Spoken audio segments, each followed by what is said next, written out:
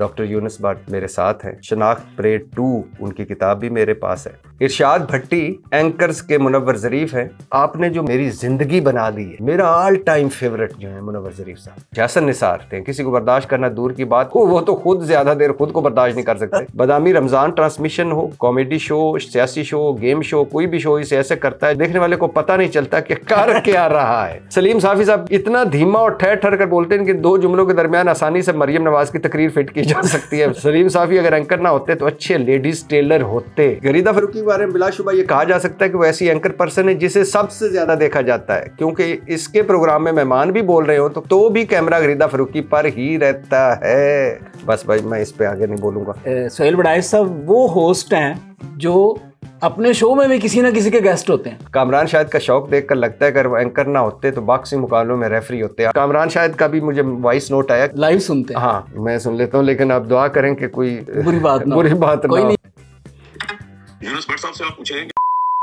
मैंने सबा को लॉन्च किया, मैंने वीना को लॉन्च किया, मुसरत मिसबा को एज एक्ट्रेस लॉन्च किया। जो सबा मुझे मिलती है तो मुझे भगवान कहती है। कपिल शर्मा जो है नेटफ्लिक्स के लिए एक सिटकॉम उसकी चल रही है बातचीत, आमने सामने ढाबा, एक पाकिस्तानी ढाबा और इंडियन ढाबा बुक करना चाह रहा था, तो वो बातचीत उससे चल रही थी। इमरान खान हीरो, नवाज शरीफ खिलाड़ी, मौलाना साहब कहा 34-35 किताबें लिख ली हैं आपने, ड्रामे लिख लिए हैं आपने, कॉलम लिख लिए हैं आपने, सीरियल्स वो लिख लिए हैं। उसके बाद अभी आपको लगता है कि ये वार्म अप है। वार्म अप है। समुंदर का पानी पियोगे तो प्यास तो नहीं बुझेगी। जी अस्सलाम वालेकुम रहमतुल्लाहि व बरकातुहू। इरशाद भट्टी एंकर्स के मुनव्वर ज़रीफ हैं। बहुत फ़नी जोक्स सुनाते हैं मगर लोग हंसते उनकी संजीदा बातों पर ही हैं। वो सबसे ज़्यादा लिखे पढ़े साफ़ी हैं। टीवी शो में लोग बोल रहे होते हैं, ये लिख कर पढ़ रहे होते हैं। तरतीब का इतना ख्याल रखते हैं कि कोई जो मर्जी सवाल करे जवाब वही देते हैं जो याद किया होता है। ये मेरे और आपके फेवरेट, और मैं अक्सर कहता हूँ कि वो मैंने पढ़ा था कि हम अहद यूसुफी में जी रहे हैं, मुश्ताक अहमद यूसुफी साहब। लेकिन हमारी नस्ल जो है कमाल लिखते हैं। मुश्ताक अहमद यूसुफी साहब बड़े राइटर हैं, कमाल के राइटर हैं, लेकिन मैं जिनका बड़ा फ़ैन रहा हूँ और जिनको बड़ा पढ़ा है, डॉक्टर यूनुस भट्ट मेरे साथ हैं। शनाख्त परेड 2 उनकी किताब भी मेरे पास है।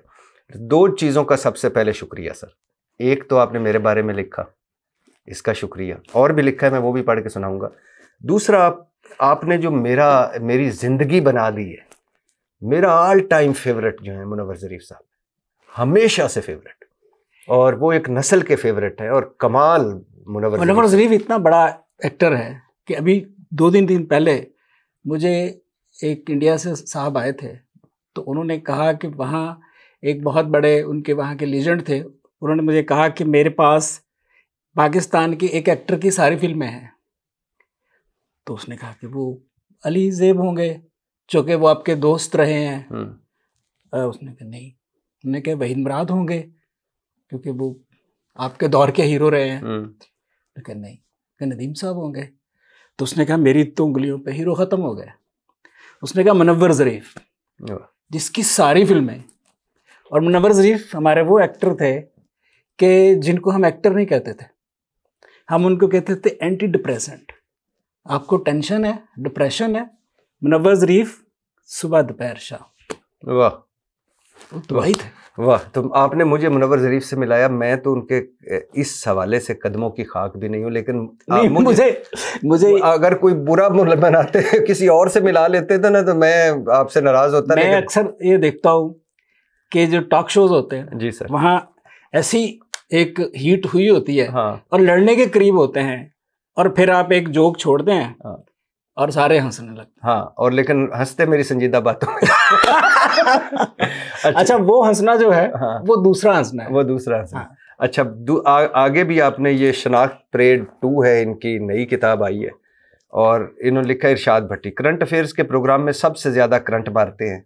इरशाद भट्टी को कभी खरीदा नहीं जा सकता क्योंकि दवा के उस सैंपल की तरह जो फार सेल नहीं होता। सर शुक्रिया। तीसरा, इसका मुतालिया इतना वसी है, इतना वसी कि हमेशा वसी जगह पर मुतालिया करते हैं ताकि मुतालिया वसी हो सके। भट्टी साहब के बोलने का अंदाज बिल्कुल ऐसा है जैसे सदर मार्केट के बाहर बसों वाला दरवाज़ा बजा बजा कर सवारियाँ बुलाते हैं। इनको अगर बोलते वक्त बीच में रोक दिया जाए तो इनका चेहरा ऐसा होता है जैसे पीटीवी की नशरियात होती हैं, इम्प्रेशन लेस। एक और भी है सर, क्योंकि मेरे पे हो और मैं ना पढ़ूं, तो इरशाद भट्टी बोलते एंकर की मर्जी से हैं मगर चुप अपनी मर्जी से होते हैं, बैठे हुए इतने हिलते हैं कि लगता है कुर्सी पर नहीं तत्ते तवे पर बैठे हैं। और वाकई सर सही कह रहे हैं। जब हम वो आप तो आपका तो तजर्बा नहीं हुआ होगा इस सीट में कि ऐसा हो रहा होता है कि मिसाल के तौर पे आप बोल रहे होते हैं ना, हमारे यहाँ तो आका की गुलामी होती है, हर पार्टी का बंदा बैठा तो आपने उसने कहना मेरा बाबा ठीक है। हाँ। तो वो फिर ऐसे ऐसे क्लबे मिला रहा होता है, कायदे आजम साहब को करीब करीब अपना बंदा मिला रहा होता है, नेल्सन मंडेला, माओ तुंग, तो तवही होता है।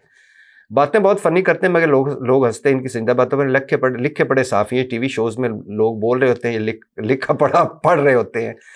अच्छा, ये मुझ पे ना बड़े लोगों ने मुझसे सवाल पूछते हैं कि आप क्यों ये नोट्स लिखते हैं। एक तो मेरा एक कमरा है जो है आधा भरा पड़ा है, जिसमें फाइलें हैं। मैं शाम को बैठता हूँ फॉर एग्जाम्पल सवेरे, कुछ जो टॉपिक्स होते हैं उसके पुराने पॉइंट्स लिख के। और ये बड़ा एक मज़े की कहानी है आपको।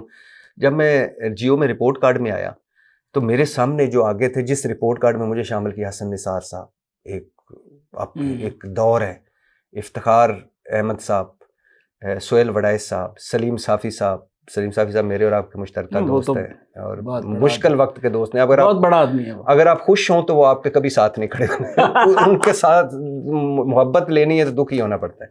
अच्छा, वो बाबर सत्तार साहब जज बन गए, वो हैं। शहजाद चौधरी साहब थे, हामिद मीर साहब कभी कभी आया करते थे। तो खैर ये बड़े बड़े, अब इनके सामने इम्तियाज़ आलम साहब थे, तो इनके सामने कौन क्या बोलता है। तो मेरे पास मुझे टाइम भी थोड़ा मिलता था शुरू में, और मैं कैमरा भी शाही था, तो पॉइंट्स मैंने लिखे होते थे। वो पॉइंट्स मैं लिखता था, जो ही क्वेश्चन आते तो उनकी अपनी राय, और फिर पॉइंट्स टू पॉइंट। तो वो खैर अच्छा, अगर वो एंकर ना होते तो जिस तरह सबकी बैंड बजाते हैं, अच्छे बैंड मास्टर होते। Sir love you. आपने कमाल लिखा। और बड़े एंकर्स पार्ट 1, एंकर्स पार्ट 2 है। अच्छा एंकर इसे कहते हैं जिसे पता हो कब बोलना और कब चुप होना है। जिसे ये ना पता हो इसे सीनियर एंकर पर्सन कहते हैं। जैसे मतलब है, तो हमारे तो बहुत सारे लोग सीनियर एंकर पर्सन, बहुत सीनियर। एक जापानी, अमरीकी और पाकिस्तानी बातें कर रहे थे। जापानी ने कहा हमारे यहाँ रिपोर्ट टेक्नोलॉजी इतनी तरक्की कर ली कि हमारे घर के काम रिपोर्ट करते हैं। अमरीकी ने कहा हमारे यहाँ रिपोर्ट टेक्नोलॉजी इतनी तरक्की कर ली, कई ममालिक में हमारे रिपोर्ट सदर और वज़ीर आज़म है। पाकिस्तानी का हमारे यहाँ भी टेक्नोलॉजी तरक्की की, हमारे रोबोट एंकर्स हैं जिनके बाकायदगी से सॉफ्टवेयर अपडेट किए जाते हैं। ये वैसे आपको कैसे ना बताया। कामरान खान है सर, बहुत सारे एंकर्स के शाहरुख खान है, कामरान खान साहब, वो शो तो घंटे का करते हैं मगर इतना रुक कर बोलते हैं कि चैनल इसे 1.5 घंटे के स्लॉट में चलाना पड़ता है। इनकी information direct from the source होती है। मुर्गियाँ तक अंडे की कीमत ज़्यादा करने से पहले खान साहब को बताती हैं। और आगे बढ़े, मैं एक एक करके दरमियान में पढ़ता जाऊंगा। सर बहुत शुक्रिया, सबसे पहले तो it's a honour for me कि मैं आपके साथ बैठा हूँ।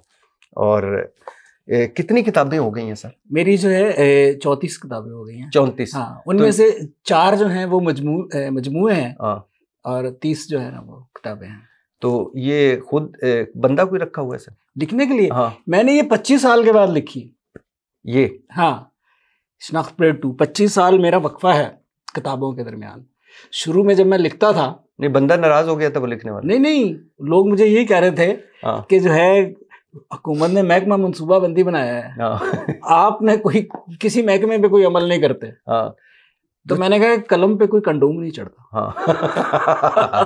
तो 34 किताबें सर, 34 किताबें, क्या मसलन क्या आप साबित करना चाहते हैं? क्या बहुत बड़े लिखे? नहीं, ये था कि इतनी लिखने का शौक था, जुनून था। मेरा एक्सप्रेशन वर्बल नहीं होता था।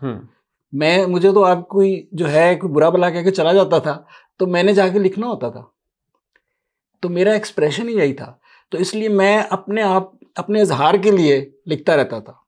और मैंने जो लिखना शुरू किया, मैं स्टूडेंट लाइफ से शुरू किया। मतलब मैं उस वक्त जो है एफएससी, जब मैंने एफएससी कंप्लीट की, इम्तहान दे के कई में आया, तो एफएससी की जो उर्दू की ग्रामर थी उसमें इंशाइया नगारों में जो स्टूडेंट को नाम याद कराए जाते तो उनमें मेरा नाम भी शामिल था। तो मैंने बहुत अर्ली एज में लिखना शुरू कर दिया। अगले सवाल से पहले क्योंकि एंकर्स का लिखा है तो मैं चाहता हूं कि ये सारे एंकर्स तक पहुंचे। हसन निसार मेरे उस्ताद हैं, टीवी एंकर्स हैं, जिनके बारे में पूछा जाए वो टीवी पर क्या बात करते हैं, जवाब यही होगा, गुस्सा करते हैं। किसी को बर्दाश्त करना दूर की बात, वो तो खुद ज्यादा देर खुद को बर्दाश्त नहीं कर सकते। गुफ्तगू में 5 मिनट हो जाए और वो शाउट ना करें, सामने वाले लगता है या इनकी तबीयत खराब है या उन्होंने मुझे पहचाना ही नहीं। तो कभी सर ये जो मैं एक 2 चीजें मुझे बड़ी हॉन्ट करती हैं। एक गुजरांवाला, जहाँ से हमेशा पहलवान निकले, कोई खाबे पहलवान, अदाकार सोहेल अहमद साहब, खालिद अब्बास डार साहब भी वहीं से, जी डार साहब भी वहाँ से हैं, अमानुल्लाह भी वहाँ से, अमानुल्लाह भी वहीं से, आबद खां वहाँ से है, मुनव्वर नजीब साहब भी उस किसी इलाके में से थे। वो एक ऐसा इलाका है जो जहाँ से मज़ाह के पहलवान और कुश्तियों के पहलवान। तो ये जो खैर से उधर से आप पहलवान नहीं बने, पहलवान वैसे बन सकते थे आप। मैंने कहीं आपका पढ़ा था, मेरी बड़ी कहानियां हैं पहलवानी की। वो आपने खुद भी लिखी हुई, अपने बारे में खुद लिखा हूँ, क्योंकि पहलवानी का शौक मुझे बड़ा था। अच्छा। हाँ, क्योंकि वहाँ जो होता था गुजरांवाला में, इज्जत ही उसकी होती थी जो पहलवान होता था। और उनके जो कान जो होते थे ना, वो जो है ना वो चौड़े मोटे से हुए होते थे। हाँ। उनको कहते कान टूटा। कान टूटा। तो कान टूटा जो होता था उसकी बड़ी इज्जत होती थी। अब मैंने भी जो है ना वो बड़ी कोशिश की कि जाके मैं कान ही तोड़वा लूँ, मैं भी कान टूटा बन जाऊँ। हाँ। लेकिन वो एक फिक्रा जो था वो मुझे उस्ताद पहलवान ने कहा, तो वो आपने सुना ही होगा। हाँ। उसको मैंने कहा मैंने भी वर्जिश करनी है, मुझे ज़रा वर्जिश करा दे।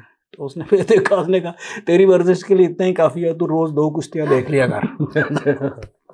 तो यानी पहलवान नहीं बने, पहलवान तो आप अगर आपका कोई कुदरत की तरफ से नहीं मंजूर था, वरना कोई लंबा चौड़ा जुस्सा होता तो आपने कहीं नहीं जाना था। हाँ नहीं, मतलब है कि फुर्तीला पहलवान बन सकता था। हाँ, बन सकता, लेकिन यह है कि फिर असल में पढ़ने का बहुत शौक था, फिर पढ़ाई में लग गया। एक तो पहलवान नहीं बने और गुजरांवाला से डॉक्टर बन गए, दूसरे डॉक्टर बने तो फिर साथ ये मिजाज निगार बन गए। तो सीरियस क्यों नहीं लिखा? आपको क्या कोई घर में ऐसा माहौल ऐसा था? सीरियस लिखा। अच्छा। मैंने इब्तदाई तहरीर, सबसे पहली मेरी तहरीर जो थी वो सीरियस थी। वो उस पे ज्यादा लोग हंसे होंगे। नहीं, उस पर लोग बहुत जो है वो, मैं खुद भी रो रहा था। वो थी कि एक जो बछड़ा है, हाँ, उसकी आप बीती थी। अच्छा। कि उसको जो है ना ज़िबा करने के लिए ले जा रहे हैं। हाँ। तो उसकी फीलिंग्स क्या हैं, उसकी माँ की क्या फीलिंग्स हैं, इस टाइप पे सैडनेस में मैं ज़्यादा लिखता था। तो फिर एक सीरियल मैंने किया बाल्दे दीवे। हाँ, वो भी इस पे था, पीटीवी पे चला, पीटीवी पे चला था, पंजाबी का था। और उसमें ये था, उसमें भी इसी तरह रोना धोना था। वो खुद भी रो रहे हैं, शूटिंग के दौरान ड्रामे में एक्ट्रेसेस भी रो रही हैं और देखने वाले भी रो रहे हैं। तो मैंने कहा यार ये क्या जिंदगी है, आदमी जो है रोने से पैसा कमा रहा है। आजकल तो सीरियल्स, पूरा फिल्म इंडस्ट्री हमारी है, जो टीवी इंडस्ट्री है, वो रोने पे खड़ी हुई है ना। मैंने कहा मैंने नहीं रुलाना, ना खुद रोना है ना किसी को रुलाना है। तो मैंने फिर मजाक की तरफ शुरू हो गया। मुबश्शिर लुकमान साहब जब एंकर पर्सन नहीं बने थे तब भी एंकर पर्सन ही थे। किसी को दुआ भी यूं देते थे जैसे धमकी दे रहे हो। किसी को चाय भी पिलाएं तो बंदा मोहब्बत में नहीं पीता, इस डर से पीता है कि ना पी तो FIR ना कटवा दे। यह है, वो कहते हैं टेक ब्रेक। वो इतने हुस्न का बड़ा मशहूर हुआ था मुबश्शिर भाई हमारे, टेक ब्रेक एक दौर था मुझे मुबश्शिर साहब का। वसीम बदामी साहब का मुझे बड़ा मजा आया। पहला फिक्रा, वसीम बदामी तूने मेरे साथ बड़ी ज्यादती की हुई है, तुझे पता है ना, मेरी चाय में बिस्किट डबो के। अच्छा, वसीम बदामी कहते सबसे अच्छा सेल्समैन है वो, गैर मुस्लिमों को भी मुसल्ले बेच सकता है। ऐसी पर्सनैलिटी है कि आपने 20 मरतबा भी देखा हो फिर भी देख कर सोचेंगे कि कहाँ देखा है। बदामी रमज़ान ट्रांसमिशन हो, कॉमेडी शो, सियासी शो, गेम शो, कोई भी शो इसे ऐसे करता है कि देखने वाले को पता नहीं चलता कि क्या कर क्या रहा है। सलीम साफी साहब भी पढ़ते जाए, इतना धीमा और ठहर ठहर कर बोलते हैं कि जो 2 जुमलों के दरमियान आसानी से मरियम नवाज की तकरीर फिट की जा सकती है। साफी साहब आपकी तकरीर के दौरान मरियम नवाज, ये सर ये ज्यादती है। अच्छा, वो इतने सॉफ्ट स्पोकन है कि किसी गाली भी दें तो वो समझता है दुआएं दे रहे हैं। ये तो ठीक है। बुजुर्ग इन्हें यूं दुआएं देते हैं, साफी अल्लाह तुझे तरक्की देकर साफा बनाए। सलीम साफी अगर एंकर ना होते तो अच्छे लेडीज टेलर होते। हाँ, ये तो सबा कमर वाला तो आप और मेरे दरमियान है ना। और कामरान शाहिद का भी मुझे वॉइस नोट आया कि मैंने उनसे कहा कि डॉक्टर यूनुस भट्ट साहब आ रहे हैं तो मुझे बताओ मैं सवाल क्या पूछूं। यानी डॉक्टर यूनुस भट्ट, और मैं सवाल क्या पूछूं, तो उन्होंने मुझे वॉइस नोट अभी सुनने लगा था, आप आ गए, मैंने नहीं सुना। कामरान लाइव सुनते हैं। हाँ अच्छा जी, मैं सुन लेता हूँ, लेकिन आप दुआ करें कि कोई बुरी बात ना बुरी बात कोई ना नहीं, वो जो है बुरी बात होगी तो वायरल हो जाएंगे। अच्छा जी, कामरान शाहिद साहब ने मुझे भेजा है ये। यूनुस भट्ट साहब से आप पूछें कि कॉमेडी लिखना कितना मुश्किल है, और दूसरा ये उनसे पूछें कि बाहर के मुल्कों में तो जो है ना वो सिटकॉम्स या कॉमिक प्लेयर्स या इवन सीरीज जो है वो 50-50 साल चलती हैं। जैसे ईस्ट एंडर्स है इंग्लैंड में, वो 60 साल से चल रहा है। तो इन्होंने क्यों उसमें गिव अप कर दिया, या वो समझते हैं कि वो रेलेवेंट नहीं रहा था उनका कंटेंट? तो अगर रेलेवेंट भी नहीं रहा था तो क्यों नहीं रहा था? हमारे यहाँ राइटर्स जो है वो उनका लॉन्ग स्पैन क्यों नहीं है? हालांकि यूनुस भट्ट साहब बहुत कमाल का दिमाग है, तो क्या वजह? और प्लस ये कि वो तो उनका तो ये जो शोभा था जो ये कर रहे थे, तो पॉलिटिकल कॉमेडी थी, तो उसमें तो रोज कैरेक्टर्स भी नए आ रहे थे। उस जमाने में मुशर्रफ साहब का दौर था, तो वो थे, आजकल और लोग हैं, तो वो तो कभी पुराना हो नहीं सकता, तो उन्होंने फिर क्यों उसको छोड़ दिया? ये भी पूछेगा कि पाकिस्तान में जो है वो जो ड्रामे हम देखते हैं वो सारे के सारे, आप एक चैनल का एक ड्रामा देख लें तो समझे सारे देख लिए, स्टोरीज की और कहानी की वो वैरायटी क्यों नहीं है जो वेस्ट में है, जो नेटफ्लिक्स पे है, जो हम दुनिया जहान में देखते हैं? हम टाइप क्यों है? क्या हमारे दिमाग जो है इस मुल्क के अंदर जो है वो बड़े राइटर्स पैदा नहीं हो सकते? ये बड़े राइटर्स पैदा होने बंद हो गए, क्या हुआ? जो सवाल बड़े अच्छे हैं सारे। हाँ, सवाल पढ़ा लिखा आदमी ना, इंग्लैंड में रहा, इंग्लैंड बड़ा पसंदीदा। अच्छा, कामरान शायद रवैश शिकन आदमी है, ये यूनुस भट्ट साहब उनके बारे में लिख, इसलिए उन्होंने अदाकार शाहिद का बेटा होने के बावजूद एक ही शादी की है। ये पता नहीं शाहिद साहब की तारीफ है। अच्छा, कामरान शायद अपने मेहमानों को पहले बांस पर चढ़ाते हैं और फिर बांस नीचे से निकाल लेते हैं। कामरान शायद शूट के दौरान मेकअप नहीं करवाते, मेकअप के पैसे भी अपनी तनख्वाह में डलवा लेते हैं। कामरान शायद का शौक देखकर लगता है अगर वो एंकर ना होते तो बॉक्सिंग मुकाबलों में रेफरी होते। हाँ ठीक कह रहे हैं, ऐसे ही बांस पे चढ़ाते हैं। फिर कामरान शायद के जो सवाल 3-4 हैं, हाँ। कि उनके बारे में आप क्या? अब मुझे वो सारे सवाल जो है ना वो एक एक करके हाँ, या उनमें से आपको जो अच्छा लगा मिसाल के तौर पे उन्होंने कहा कि आपने जब एक परवेज मुशर्रफ साहब हम सब उम्मीद से हैं, मिसफिट भी आपका था, लेकिन हम सब उम्मीद से बात कर लेते हैं, पॉलिटिकल, तो फिर अचानक आपने छोड़ क्यों दिया? असल में यह है कि छोड़ा मैंने जो है, मैं उसको कर रहा था 14-15 साल हो गए थे कंटिन्यूस। अच्छा, दुनिया जहाँ में इस तरह के जो प्रोग्राम्स होते हैं ना, उनके पास एक बड़ी टीम्स होती हैं। हमारे यहाँ होता है कि आप पे खुद ही इतना प्रेशर होता है। तो मैं जो है वो मीर शकील साहब से हमारी जो लास्ट मीटिंग हुई, तो मैंने उन्हें मुझे थोड़ा सा, मैं एंटरटेनमेंट का कुछ करना चाहता हूँ, थोड़ा सा रिलैक्स इसमें से करके, तो फिर हम दोबारा इसको शुरू कर लेंगे। तो दोबारा फिर जो शुरू होना था उस दौरान जो है इमरान खान की हुकूमत आ गई, मीर साहब जो है वो भी क्राइसिस में आ गए। तो अभी हम उस पर प्लान वर्क कर रहे हैं, मैं और शकील साहब। हाँ, वो और बाकी उन्होंने इंग्लैंड का बताया कि वो जैसे सिटकॉम लंबा चलता है वो इतना, तो हमारे यहाँ मसला पता क्या है, हमारे यहाँ जब भी कोई चीज़ बहुत पॉपुलर होती है तो हमारे जो है ना वो दरमियान में कुछ ना कुछ इख्तलाफात शुरू हो जाते हैं। मतलब जितने भी मेरे प्रोग्राम थे, फैमिली फ्रंट जो है वो भी प्रोड्यूसर ने उसने नहीं बंद किया, हम लोगों ने खुद ही आपस में इख्तलाफात हो गए तो हमने उसको एक पास दे दिया। सो हमारे यहाँ थोड़ा सा जो है इस माशरे में एक जो अपनी पॉपुलैरिटी को जो संभालने का है ना, थोड़ा सा हम पॉपुलर हो जाते हैं तो फिर हम बहुत पैसे मांगने लगते हैं, डिमांडिंग करने लगते हैं, कुछ ना कुछ प्रॉब्लम्स हम में हो जाते हैं जिसकी वजह से वो चलते नहीं है। और दूसरा है कि बाहर की दुनिया में होता है सीजन्स चलते हैं, वो 6 महीने करते हैं, थोड़ा रेस्ट करते हैं। सैटरडे नाइट लाइव जो है उसको 40-45 साल से चल रहा है।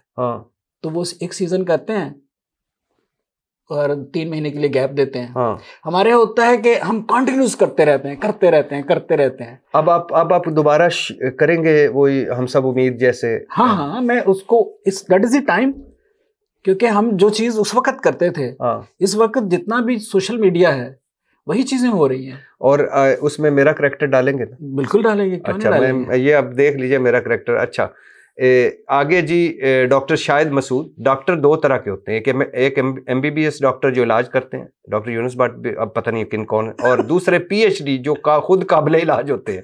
डॉक्टर शाहिद मसूद हैं तो MBBS, मगर इनका प्रोग्राम देखकर लगता है कि वो PhD हैं, यानी मतलब खुद काबिल इलाज। इतने बाखबर सहाफी के दो बंदे कहीं चुप भी बैठे, उनको खबर होती कि उन्होंने क्या बातें करनी है, अंदर की खबरें ऐसे देते हैं जैसे सोफे के पीछे सब छुपे सब सुन रहे हो थे। ऐसी खबरें सुनाते हैं कि इससे पहले इन खबरों को भी नहीं पता होता कि हम खबरें हैं। ये वो एंकर हैं जो क़यामत वाले दिन भी हिसाब किताब का आंखों देखा हाल बयान कर रहे होंगे। वैसे उन्होंने एक बनाई थी सीरीज क़यामत कब आएगी, और बड़ी खौफनाक थी, बंदा डर जाता था।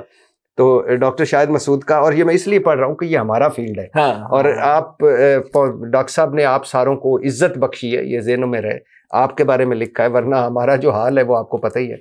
तो डॉक्टर शाहिद मसूद का आपने सुना, तो अगले सवाल से पहले सोहेल वड़ैच साहब भी हमारे भाई बुजुर्ग बड़े, उनका भी सुनते जाइए। सोहेल वड़ैच साहब का मेरे ख्याल से सबसे मुख्तसर है। सोहेल वड़ैच साहब का आपको इतना ज़्यादा मिला नहीं था, क्या वजह थी? नहीं, पहले मैंने सोचा कि उन पे भी पूरा लिखना है। हाँ, क्योंकि उनकी जो है एक लाइन मुझे इसी में से किसी ने सुनाई, उनको बड़ी पसंद आई कि सोहेल वड़ैच साहब वो होस्ट हैं, हाँ, जो अपने शो में भी किसी ना किसी के गेस्ट होते हैं। हाँ, ये आपने लिखा है, वो सोहेल वड़ैच वो होस्ट हैं जो अपने प्रोग्राम में भी होस्ट नहीं होते, किसी ना किसी के गेस्ट ही होते हैं। हाँ। और आसमा शराजी, निकी बाजी एंकर पर्सन आसमा शराजी ने ऐसी मर्दाना वार साफत की है कि अब तो इनकी आवाज भी मर्दाना लगने लगी है। जास्मीन मंजूर वो एंकर पर्सन है जिनका शो शादीशुदा नहीं देखते, क्योंकि इन्हें हर 5 मिनट बाद लगता है जैसे बीवी ने डांटा है। गरीदा फारूकी के बारे में बिलाशुबा ये कहा जा सकता है कि वो ऐसी एंकर पर्सन है जिसे सबसे ज्यादा देखा जाता है, क्योंकि इसके प्रोग्राम में मेहमान भी बोल रहे हो तो भी कैमरा गरीदा फारूकी पर ही रहता है। बस भाई, मैं इस पे आगे नहीं बोलूंगा। अच्छा सर, तो आपने लिखना शुरू कर दिया। हाँ। तो एक्नॉलेजमेंट पहली मर्तबा जब आपको, एक तो बंदा लिखता रहता है, फिर उसका आगे आता है कि पहचाना भी जाए कोई नाम, तो कैसे आप पहला जो आपको डॉक्टर यूनुस भट्ट होने लगा? मैंने एक मर्तबा देखा था कि एक मैं जब इलेक्ट्रॉनिक मीडिया नहीं था, मैं पढ़ रहा था, तो पता कॉलेज में था, यूनिवर्सिटी में था, तो क्या कर रहा था, तो एक खबर छोटी सी देखी कि वो दौर था रीमा का। रीमा डॉक्टर यूनुस भट्ट की किताब तू मैं पढ़ रही है वो, और मैंने कहा हम तो ऐसे ही है ना कि उस्ताद नुसरत फतेह अली खान जब पाकिस्तान में थे तो हम लिखते थे नुसरत फतेह अली खान व हम नवा कवाल, लेकिन जब एक दिन अमिताभ बच्चन साहब को कदमों में देखा, इमरान खान और बाकी, तो फिर उस्ताद तो उस दिन मेरी नजर में भी आपकी बड़ी इज्जत हो गई कि रीमा पढ़ रही है। सही है। तो कब आपको पहली मिली ऐसी पहचान कि आपको, या एक्नॉलेजमेंट? अच्छा, एक जो है इत्तेफाक हुआ, यहाँ एक हल्का अरबाबे अदब था पार्क टी हाउस के पास ही। जी। तो वहाँ मैंने एक तहरीर पढ़ी दर्द के नाम से। तो मैंने शुरू की, तो वहाँ बहुत बड़े लोग बैठे थे, अंजम रोमानी साहब और तहसीन फराकी साहब, बड़े जो नकाद और बड़े दौर की अदीब। तो मैं अपनी तरफ से सीरीज तहरीर लेके गया था, वह पढ़ने लगा, वो हंसना शुरू हो गया। तो मैंने समझा कि ये तो मेरा मजाक उड़ा रहे हैं। अब मैंने जो है ना वो जल्दी पढ़ी और मैं वहाँ से खिसकने लगा। तो उन्होंने बैठो, उन्होंने कहा कि जी आप में ना एक अल्लाह ने एक फितरी कमाल सलाहियत दी हुई है, वो है मज़ा, और आप मज़ा लिखें। और वो मेरी तहरीर लेके वहाँ वहीद इशरत साहब आए हुए थे, वो अदबी एडिशन नवाए वक्त का करते थे। उन्होंने उस तहरीर को छापा कि अगर कोई जानना चाहता है, उस पर ये देखे ना सुर्खी, कोई जानना चाहता है इंशाइया क्या होता है तो ये तहरीर पढ़े। वो अदबी एडिशन में वो एक इतनी बड़ी लॉन्चिंग थी कि उसने मेरे अदबी दुनिया में मुझे लॉन्च कर दिया। और उसके बाद मेरा जो पहला ड्रामा था वही मैंने लिखा। उर्दू साइंस बोर्ड में इशफाक साहब होते थे, मैं हॉस्टल में रहता था, हॉस्टल से वॉक करके उर्दू साइंस बोर्ड, उनको मैंने कहा मैंने एक ड्रामा लिखा। तो उन्होंने अपने कार्ड के साथ कह के जाके पीटीवी ले जाओ, और वो अगले हफ्ते पीटीवी में चल गया। अब मैं फर्स्ट ईयर का स्टूडेंट हूँ किंग एडवर्ड मेडिकल कॉलेज में, तो अदब में भी वो शोर मच गया, टीवी पे भी शोर मच गया। नज़ीर नाजी साहब जो है उनका भाई मेरा दोस्त था रज़ा सुहेल, और उन्होंने कहा जी ड्रामा करना है थिएटर, और कमरा नंबर 302 अलहमरा में उन्होंने मेरा ड्रामा कर दिया, वो भी हिट हो गया। सो सारे एरियाज में एट ए टाइम एक दो और बच गई। पीटीवी पर कौन सा था पहला ड्रामा? पहला ड्रामा मेरा था दंगल, जो मैं इशफाक साहब को दिखा के अच्छा दिया था। अच्छा। तो उसका कॉन्सेप्ट उनको बड़ा पसंद आया है कि जो दंगल होती है ना, कुश्ती विश्ती, हाँ। इस पे बेस करता था कि दंगल जो होता है ना, बेसिकली सबसे बड़ा दंगल आदमी के अंदर होता है। वाह। कि उसने फैसला करना होता है कि वो पहलवान है, उसका दंगल है, हाँ। जो फाइनल दंगल है। हाँ। और उसके लिए वो जा रहे हैं, वो लुडिया डालते हुए। हाँ। रास्ते में एक जो है ना, बच्चे, एक हेल्थ केयर यूनिट में एक बच्चे को ब्लड चाहिए। अब पहलवान नहीं ब्लड देते क्योंकि वो तो ज़ाहिर है कुश्ती करनी होती है, फाइनल कुश्ती के लिए जा रहा है। अब उसने डिसाइड करना है कि मुझे बच्चे को बचाना है या अपना जो है ना वो चैंपियन बनना है। तो इस कन्फ्लिक्ट पे बेस करके वो लिखा हुआ था और हिट हो गया। वो हिट हो गया। और उधर वो हिट हुआ, उधर थिएटर हिट हुआ, उधर नवाए वक्त अदब में हो गया, लॉन्चिंग हो गई। हामिद मीर जी अंदर की खबरें इस एतमाद से देते हैं कि शक होने लगता है कि इन सियासतदानों के एक कंधे पर हामिद मीर भी तो नहीं होता, कंधे पे भला कौन होते हैं? हामिद मीर इतने सीनियर साफी के लगता है सेकंड वर्ल्ड वार में उन्होंने हिटलर का इंटरव्यू किया होगा, वैसे ही बता नहीं रहे। हामिद मीर का ऐसा स्टाइल है, जिसके खिलाफ प्रोग्राम करें वो समझता है मेरे मुखालिफ के खिलाफ किया, और जिसके हक में कर दें इसे भी लगता है मुखालिफ के हक में ही किया है। हामिद मीर गुज़श्ता 20 सालों से जितना टीवी पर होता है इतना अपने घर नहीं होता है, इसलिए इसके अक्सर रिश्तेदार अपने बच्चों को इसे टीवी प्रोग्रामों में देखकर बताते हैं कि ये आपके बड़े मामू हैं या आपके सगे चाचा हैं। हामिद मीर लिफाफे से इतना दूर भागता है, दुकान से सौदा लेते वक्त भी चीज़ें लिफाफे में नहीं डलवाएगा, जेब में डलवाएगा। पाकिस्तान में शायद ही कोई ऐसा हुक्मरान हो जिसने हामिद मीर को इंटरव्यू ना दिया और बाद में इसका मुखालिफ ना बना हो। अगर वो अपने साफ्ती कद के हिसाब से पतलून सिलवाएं तो दर्जी मोटरसाइकिल पर नाप लेने निकले। मीर साहब छा गए हैं सर। और गरीदा फ़ारूकी, अगर किसी को फैशन मॉडल बनने का शौक और वो न्यूज़ एंकर बन जाए तो उसे गरीदा फ़ारूकी कहते हैं। गरीदा फ़ारूकी को एक बार ड्रामा प्रोड्यूसर ने कहा कि मेरी ख्वाहिश है कि आप एक्टिंग शुरू कर दें, तो गरीदा ने कहा इसका मतलब है तो मेरा प्रोग्राम नहीं देखते। गरीदा फ़ारूकी की डांट इतनी पुरअसर होती है कि गाड़ी चाबी से स्टार्ट करने की बजाय डांट डपट से स्टार्ट कर सकती है। गरीदा इतनी प्रोफेशनल है कि एक बार जंगल में इसके सामने शेर आ गया तो गरीदा ने इसका भी इंटरव्यू करके चैनल पर चला दिया।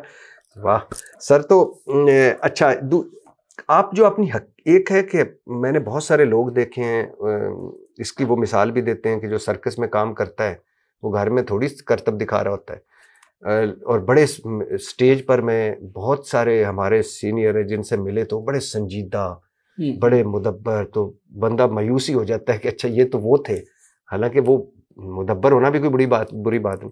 तो यूनुस भट्ट हकीकी ज़िंदगी में भी इतने ही है, बच्चों के साथ, बेगम के साथ तो मैं माजर चाहता हूँ लफ्ज़ निकाल लिया, लेकिन आप इतने ही हैं कि जितने आप अपनी तहरीरों में नज़र आते हैं। जो है ना, घर में तो बिल्कुल एक नॉर्मल सा, क्योंकि उनको मेरे मजाक से ज़्यादा मेरी मोहब्बत चाहिए और मेरी तवज्जो चाहिए, मेरी केयर चाहिए। नहीं, लेकिन आप शादी लव मैरिज हुई कि अरेंज मैरिज? नहीं, अरेंज मैरिज थी। हालांकि पता है आपको, आज की औरत का सबसे बड़ा, एक तो बंदा हैंडसम होना चाहिए, ढेर सारे उसके पास पैसे होने चाहिए, उस अकेला माँ बाप का टार्जन होना चाहिए, माँ बाप नंदे नेवर कोई नहीं हो, और मिजा की हिस्स होनी चाहिए। तो ये असल में उन्होंने सुना हुआ है अच्छा लोगों से, अच्छा कि जी वो मर्द की अच्छी क्वालिटी होती है कि उसमें इससे मजा हो। हाँ। आप जरा जो है ना बीवी के साथ मजाक करके तो देखें। तो अच्छा, तो वो भी डॉक्टर हैं? हाँ, नहीं, हाउसवाइफ।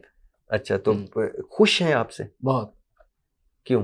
मैं कह रहे हैं मैं तो नहीं कह सकता कि खुश नहीं है ये। नहीं, ये आपकी है, उनको देख के भी यही लगता है कि वो आपसे खुश है। हाँ, क्योंकि मैं ना बहुत मेहनत करना है। अच्छा। मैं कोई चीज़ जड़ी ये ना रिलेशनशिप्स में मैं इजी नहीं लेंदा। अच्छा। हाँ।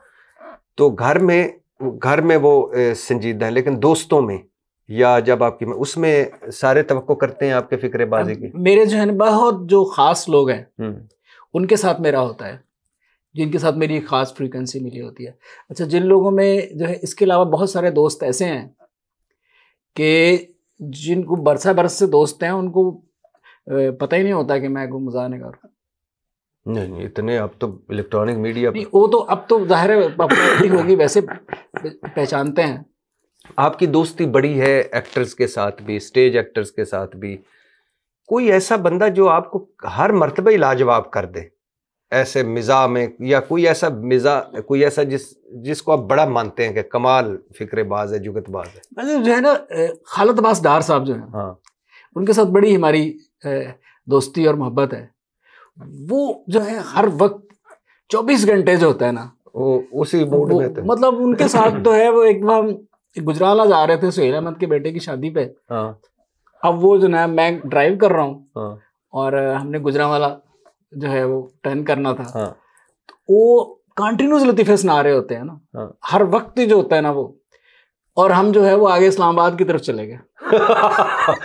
भूल गए अच्छा। कि हम किधर जा रहे थे, हंसी जा रहे हैं।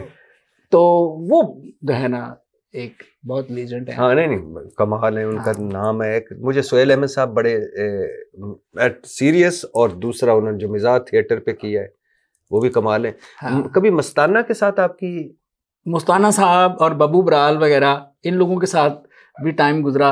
मेरा सबसे ज़्यादा टाइम जो था वो हाजी अलबेला साहब के साथ गुजरा। कमाल थे वो। इतनी खूबसूरत उनकी जो टाइमिंग होती थी ना, हाँ, कमाल टाइमिंग होती हाँ, थी। और ये होता था कि हर रोज़ हॉस्टल जो है ना वो थिएटर अपना ख़त्म करते थे, हॉस्टल आ जाते थे, और हॉस्टल से फिर हम जो है वो चले जाते थे कॉफ़ी और चाय पीने, और वहाँ पर जोक्स चल रहे होते थे। तो उन लोगों के साथ बहुत टाइम स्पेंड किया। किसी आप खुश शक्ल है माशाल्लाह, हिस्से मिजाज भी है और डॉक्टर भी हैं, सारे क्वालिफिकेशन सारी पूरी की। एक्ट्रेस ने किसी ने कोई दिल नहीं फेंका, कोई आई लव यू का?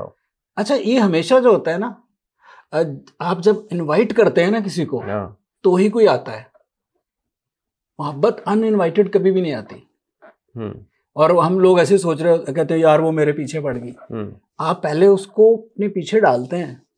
तो आपने किसी को नहीं डाला? मैंने डाला ही नहीं, क्योंकि मैं जिंदगी में बहुत क्लियर था। मुझे पता था कि एक तो मैं जब शादी हुई तो मुझे सबसे ज़्यादा फिक्र ये थी कि मैं बहुत अकेला रहता हूँ, सारा दिन लिखने वाला, पढ़ने वाला, तो मेरी जो है शादी कामयाब होनी चाहिए।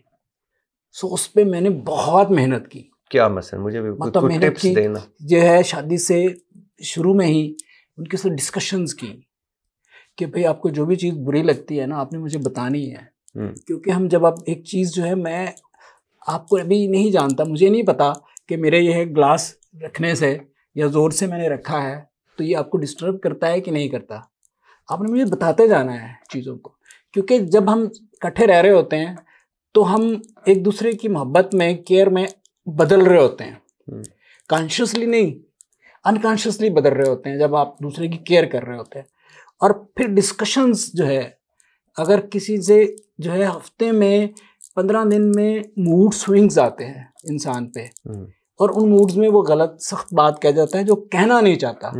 आपके पार्टनर को पता होना चाहिए कि ये कहना नहीं चाहता था, कह दिया।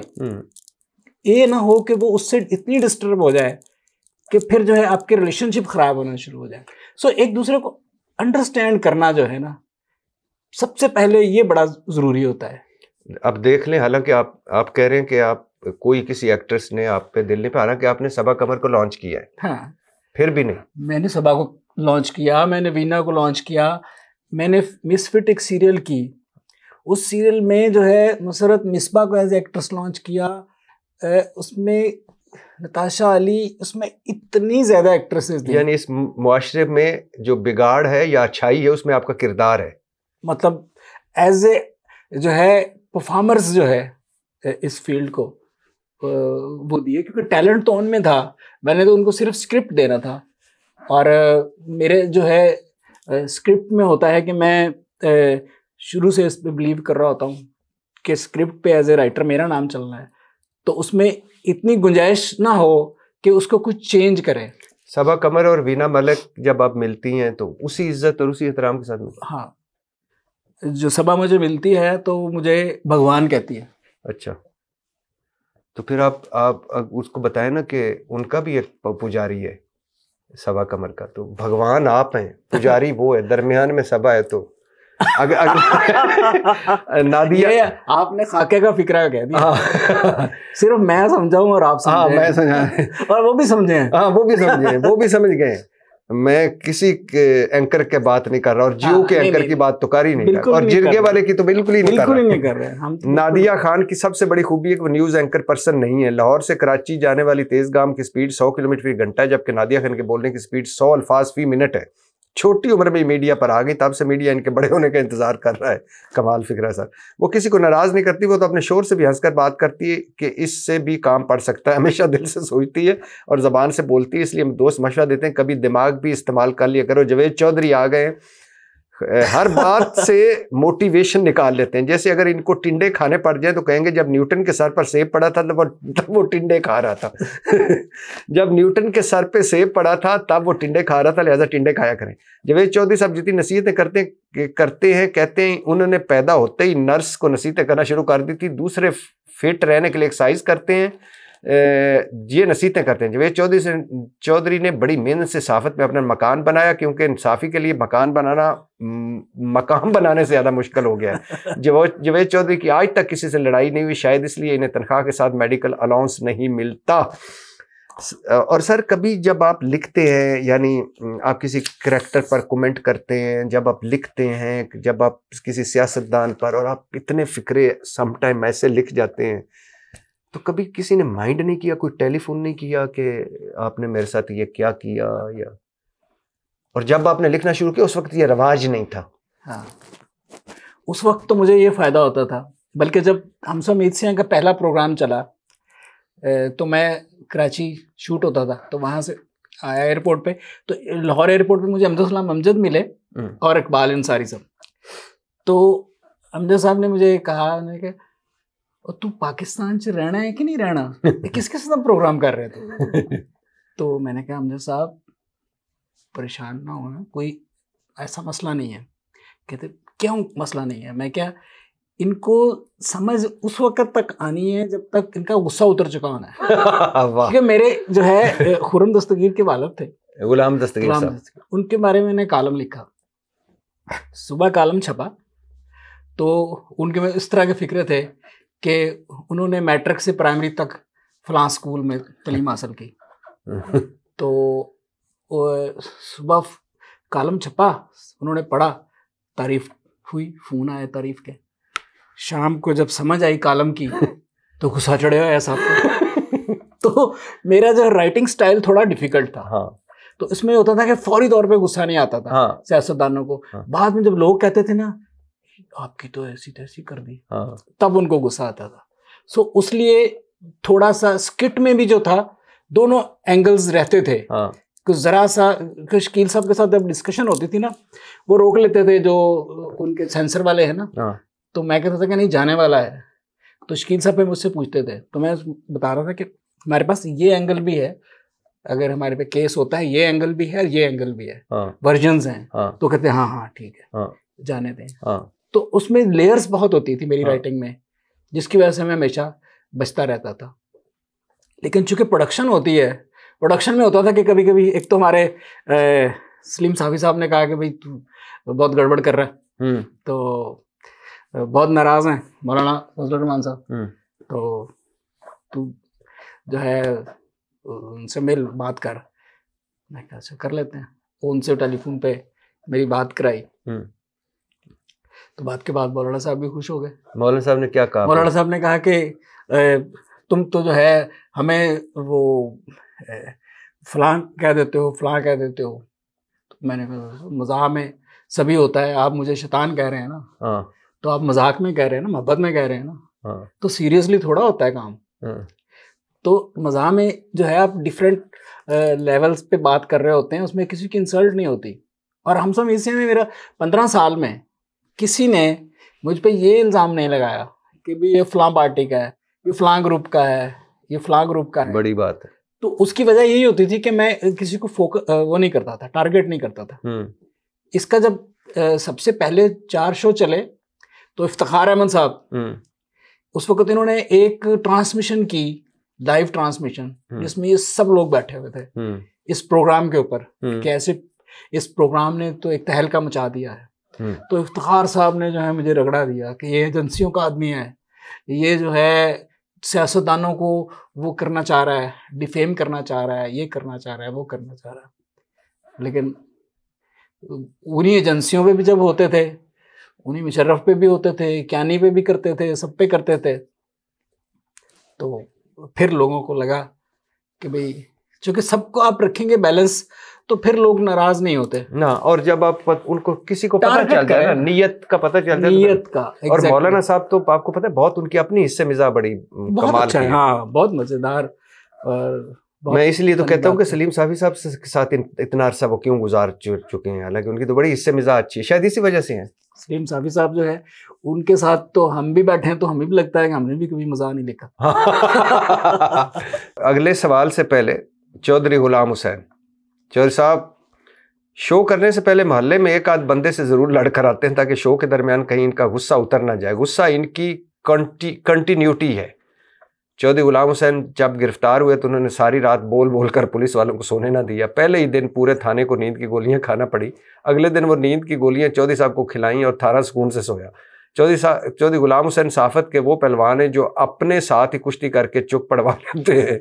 इनका अगर अपने साथ मुकाबला हुआ हो तो भी रनर अप ही होंगे। ये हमारे साफियों के बारे में शनाख्त परेड 2 है। डॉक्टर साहब, इतनी अफसुर्दा माहौल है, टेंशन है, महंगाई, बेरोजगारी, गुर्बत, और फिर उसके बाद इतने आप टीवी पे देखें हर वक्त मार धाड़, लुटिया गया, उजड़ गया, और फिर मुल्क को देखें, फिर आप बहसियत कौम को देखें, इतनी इसमें मिजाज कैसे लिख लेते हैं आप? कैसे मजा लिखा ही इसी माहौल में जाता है, क्योंकि मजा जो है वैसे होता है कि मजा एक प्रेजेंटेशन है इन्हीं सारे इश्यूज की इस अंदाज में। जैसे आपके बारे में अगर मैं बात करूं तो आप सुने और मुस्कुराएं, और आपका मुखालिफ सुने और कहका लगाए। तो बात जो होता है, मजा जो है एक अंदाज़े गुफ्तगू है, एक अंदाज है, एक स्टाइल है। सो जितनी टेंशन्स हैं उन टेंशन्स को हम प्रेजेंट इस तरह करें, क्योंकि जब लाफ्टर में या कॉमेडी में प्रेजेंट करते हैं तो एक करज आता है। क्योंकि मैं इसी जब मैंने तालिबान पे किया बनाना स्किट्स, तो बहुत जर्मन और BBC टीवी ने उस पर डॉक्यूमेंट्रीज भी बनाई। तो मेरा थीसिस था कि जो है जो तालिबान और जो दहशतगर्दी है उसका मुकाबला कॉमेडी से किया जा सकता है। क्योंकि अब जिसके बारे में स्किट बनाते हैं ना, अगर उसामा के बारे में बनाएंगे और लोगों को लोग उस पर हंसेंगे ना, तो उसका खौफ कम होगा। जिस पे लोग हंस पड़ते हैं ना, उसका अंदर से खौफ निकल जाता है। इसी तरह जो है अमेरिकन ने जो रशिया को तोड़ा तो वो लतीफ़ों से तोड़ा था, कोई बमों से थोड़ी तोड़ा था। तो ये जो बड़ा वेपन ऑफ मास डिस्ट्रक्शन है, ये जो कॉमेडी है, मज़ा है। सो हमें भी अपने जो इश्यूज हैं इनको लाइटर वेन में इनको डिस्कस करना चाहिए, ताकि हम डिस्कस करते हुए तो परेशान ना हो ना, और फिर उनके कोई सोल्यूशन की तरफ जाना चाहिए। अच्छा सर, ये क्या ज़रूरी होता है कि जब आपको कैसे लगता है कि फॉर एग्जांपल सम टाइम आप उठते हैं तो या आपको रात को सोते हुए अचानक एक फ़िक्रा याद आ जाता है, या ऐसे होता है कि आप बाकायदा आपको माहौल बनाना पड़ता है, बैठना पड़ता है, चाय का कप या कोई तन्हाई चाहिए, या आप चलते फिरते गाड़ी ड्राइव करते जा रहे हैं तो अचानक चीज़ें आना शुरू हो जाती हैं, क्या होता है? अच्छा, इसमें एक होता है जब क्रिएटिव मूड में होते हैं ना, तो फिर तो जो होता है ना, उतर रहे होती हैं ना चीज़ें, उनको जितना भी लिख लें। और जब नहीं होता फिर आप जितनी मर्जी कोशिश कर रहे हो, वो बैठ जाते हैं कागज़ लेके, फिक्रा लिख रहे हैं, एक भी नहीं कंप्लीट बन रहा, वो बन रहा है तो उसमें भी मज़ा नहीं आ रहा, उसको भी काट रहे हैं। सो ये एक क्रिएटिव टाइम आता है, एक फेज़ आती है, उस फेज़ में आप जितना मर्जी काम कर लें, और आप उसी फेज़ में रहेंगे तो आप बहुत ज़्यादा काम कर सकते हैं।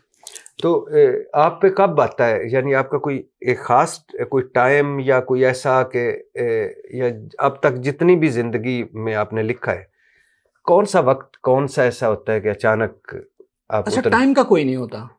कभी होता है रात को सोते हुए उठ के बैठ गए। हाँ, मैं तो होता है, घर वाले समझ लेते हो सो चुका हुआ है, मैं ऊपर अपनी स्टडी में जाके जो होता है तेजी से जो होता है ना, वो आइडियाज़ लिख रहा होता हूँ, क्योंकि सुबह निकल जाएंगे जहन से। तो मैं उनको सारों में लिख लेता हूँ, फिर सुबह जाके उनको फाइनल फॉर्म कर देता हूँ। सो किसी वक्त भी जो है ना, वो ड्राइव करते हुए भी कभी कभी होता है कि आप गाड़ी साइड पे की, जल्दी जल्दी रिकॉर्ड किया जो जो थॉट्स आए, फिर बाद में उसको ठीक कर लिया। आपको नहीं लगता कि आपको भी एक ऐसा शो करना चाहिए जिसमें आप सिर्फ होस्ट हो, जैसे अब सारे होते हैं CNN पे, BBC पे, फॉक्स पे, वो एक होता है गेस्ट बुलाता है उस पे। हाँ, मैं इस पे सोच रहा हूँ। मैं हमेशा मुझे ये जो है ना daily show type John Stewart का जो होता है उस तरह का मैं करना चाहता हूँ। आप मेरे ख्याल में ज्यादा बेहतर कर सकते हैं बजाय इसके कि आपके मुकाबले में बोलें कोई और, वो भी बड़ा अच्छी बात है। लेकिन अगर आप खुद बैठे हो, मैं इस पे जो है ना सोच रहा हूँ, और यानी इश्यूज भी आप डिस्कस कर रहे हो, उस बंदे की वो क्लास भी ले रहे हो। उसमें जो है वो है कि आप आज के दिन में जो हुआ वो इसी तरह करते हैं ना, डेली शोज में ये होता है कि आप आज जो हुआ उसको आप मज़ाहिया अंदाज में उस पर कमेंट करें, उसका जो है एक मोनोलॉग करें, उसके बाद किसी से अगर बात करनी है तो कर लें, नहीं बात करनी तो मोनोलॉग भी चला देते हैं वो। और आपने अपना सोशल मीडिया नहीं किया? मेरे यहाँ कुछ जो होता है ना बुनियादी तौर पे जो तख्लीकार होता है ना वो थोड़ा सुस्त होता है, और मेरी ट्रेनिंग जो है ना वो है कालम नगारी की, तो वो हमें होता था, मीर जेलमी साहब हमारे एडिटर होते थे, उनका फ़ोन आना कापी जा रही है थोड़ा अजे तक कालम नहीं आया। तो अब फिर मैंने उठ के बैठ के लिखना, प्लान करना, फिर उनका घंटे के बाद फ़ोन आना, जड़ा गया ना बिल्कुल जुड़ गई, ये सिर्फ ਤੁਹਾਡੀ जगह छड़ी हुई ये कालम दी, तो लिख के भेज देना। तो वो एक जो है थोड़ा सा इसी तरह हमसा मीसियाँ भी था कि आज कल चलना है, परसों चलना है, एक होता है ना प्रेशर पे काम करने की एक आदत सी पड़ गई हुई है। तो हम जो ही अब रिलैक्स है ना मर्जी से, हम अगर कोई आप मुझे कहें ना कि मैं अपनी मर्जी से फलां काम कर लूँ, आप मुझे अगर आज की डेट ना देते, आप कहते हैं आप जब आपका मूड बनेगा मुझे बताइएगा, तो कभी ना होता। तो ये एक है जो एक फॉल्ट है जो मुझे, जिसको मैं दुरुस्त नहीं कर पाया। अच्छा, आप दूसरे आपके फिक्रों से हंसते हैं, दूसरे आपको देख के भी, कई तो ऐसे जो डॉक्टर यूनुस भाट को जो मिलते हैं तो हंसने लग जाते हैं क्योंकि वो पीछे पूरा चल रहा होता है ना। तो कभी आपको भी जरूरत पड़ी है कि कोई आपको हंसाए, या कभी आप डिप्रेशन में हो, दुखी नहीं, मैं तो जो है वो इस वक्त दुनिया में जितना भी मजा हो रहा होता है, ये मेरी रूटीन है कि मैंने जो है वो स्टीफन कॉलबर्ट को भी देखना है, जॉन स्टीवर्ट को भी देखना है, दुनिया में जहां आज ट्रंप ने क्या कहा, उस पे उन्होंने क्या कमेंट किए, इंडिया में क्या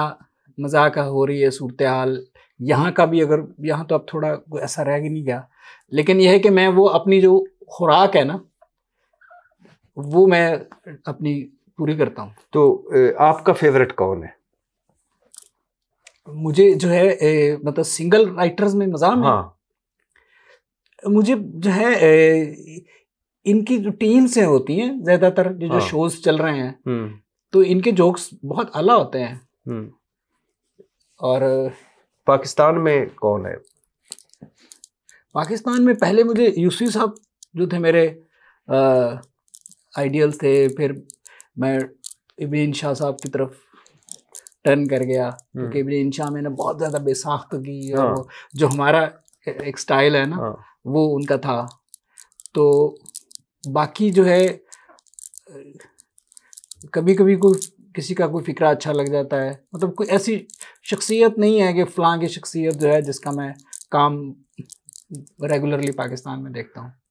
हर चीज़ में ज़वाल आया है, हम देखते हैं हमारे मुआशरे में, कौम, मुल्क, मज़हब, मुआशरत, सियासत, इसमें भी आप नहीं समझते कि फिल्म सिनेमा गिर गए, थिएटर उजड़ गए, जो कमाल के बड़े बड़े थे सारे, यानी उमर शरीफ साहब, मोइन अख्तर साहब, और उसके बाद ये अभी जो आपने हाजी अलबेला साहब, बबू बराल साहब, अमानुल्लाह साहब, मस्ताना साहब, हमारा एक बहुत बड़े लीजेंड होते थे दिलदार परवेज भट्टी साहब, वो अगर होते तो इस वक्त कोई टीवी शो उनके बगैर और ना होता। दिलदार परवेज भट्टी साहब बड़ी जल्दी चले गए, बहुत जल्दी चले गए। बहुत सारे हमारे ऐसे हैं जो जिनको लगता है जल्दी चले गए, और बहुत सारे ऐसे हैं जिनको लगता है कि जा ही नहीं रहे कि वो उनसे, यानी मैं अच्छा, वो बाहर जा चुके हैं, हमें लगता है अभी नहीं गए। तो मैं कई लोगों को देख के लगता है, अल्लाह उनको लंबी जिंदगी दे माजत के साथ, कि मैं लगता है कि इनकी जिंदगी काश उनको लग जाती जो 2-4 जल्दी चले गए थे। हाँ, मुनव्वर ज़रीफ साहब मेरा नन्ना नाजली के नन्ना इश्क जी, में, हाँ, वो नन्ना साहब से मिले? नन्ना साहब से मैं नहीं मिला, लेकिन जो है ना मैं उनका अली शाह साहब के साथ फिर मैंने उन्होंने मेरे साथ काम किया था हाँ। मेरे एक सीरियल में।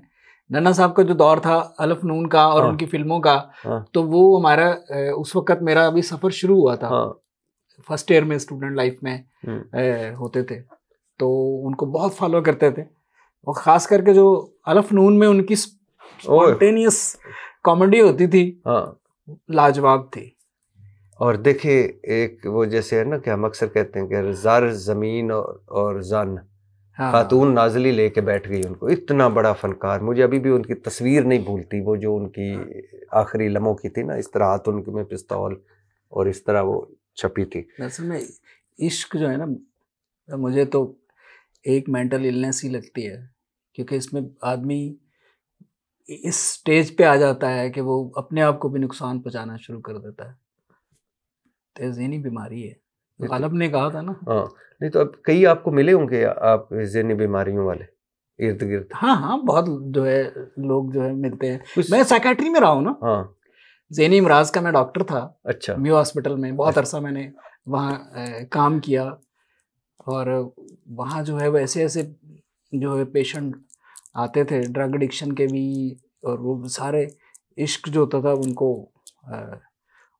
वो एक उनकी पर्सनालिटी को इतना जो है ना, एक ह्यूमन बीइंग ऐसा है कि इसको रिजेक्शन जो होती है ना, जो कोई रिजेक्ट कर देता है ना उसको, वो उसको तोड़ फोड़ देता है। उसकी पूरी शख्सियत जो होती है ना, उसके परखचे जैसे शीशे की तरह होता है ना, फिर वो उस तरह का नहीं बन सकता जिस तरह का पहले होता था।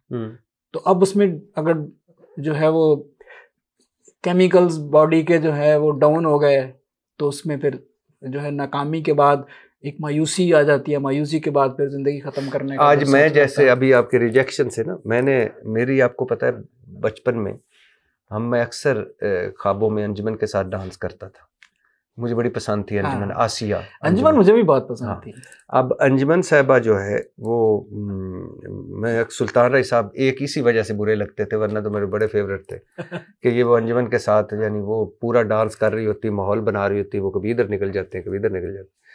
तो आज मैंने ना अंजुमन साहिबा को फ़ोन किया नंबर लेकर, मैंने उनको कहा, मैंने कहा अस्सलाम वालेकुम। पहले तो मैंने टेक्स्ट छोड़ा कि इरशाद भट्टी पर, तो उन्होंने आगे उनका कुछ देर बाद जवाब आया कि आप मुझे कल 1 बजे कॉल कर लें।